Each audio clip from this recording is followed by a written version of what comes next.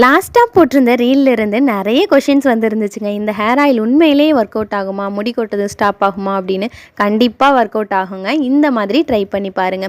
நல்ல உள்ளங்கையில எண்ணெய ஊத்தி, விரல் நுனிகளால நல்லா மசாஜ் பண்ணணுங்க. அட்லீஸ்ட் ஒரு 5 மினிட்ஸாவது மசாஜ் பண்ணணும். இத நீங்க ஹேர் வாஷ்க்கு முன்னாடி யூஸ் பண்ணாலும் சரி, ரெகுலரா யூஸ் பண்ணாலும் சரி.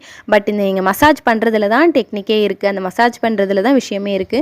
நல்லா மசாஜ் பண்ணிட்டு, இந்த மாரி பெரிய பல் இருக்கிற சீப்பால நீங்க சிக் எடுத்தீங்கன்னா, நெறைய ஹேர் பிரேக் ஆவறத தவிர்க்கலாங்க. அதுக்கப்புறம் வீட்ல இருக்கும்போது நெறைய கிளிப்ஸ் இது மாரிலாம் யூஸ் பண்ணாம, நார்மலா பிளெயினா லூஸா ஒரு பின்னல் போட்டுட்டிங்கன்னா, முடி வந்து நல்ல சேஃப்டியா இருக்கும். நெறைய பிரேக் ஆகாம இருக்கும். இல்ல நீங்க ஹேர் பன் மாதிரி கூட ட்ரை பண்ணலாங்க. அந்த மாரி போட்டிங்க அப்படின்னா, முடி நல்லாவே ஹெல்தியாவும், சேஃபாவும் இருக்கும். முடி கொட்டவே கொட்டாதுன்னு நான் பொய் சொல்ல மாட்டேன். கொஞ்சமா கொட்டும். இது நார்மல் ஹியூமன் பீயிங் எல்லாருக்குமே இருக்கிறது தாங்க. அண்ட் ஃபுட்லயும் நெறைய நம்ம சேர்த்துக்கலாம். நெல்லிக்காய், கருவேப்பிலை இதெல்லாம் ஜூஸ் மாரி எடுத்துக்கலாம். வெந்தயத்த ஊற வச்சு வெறும் வயித்துல சாப்பிடலாம். இல்ல டைம்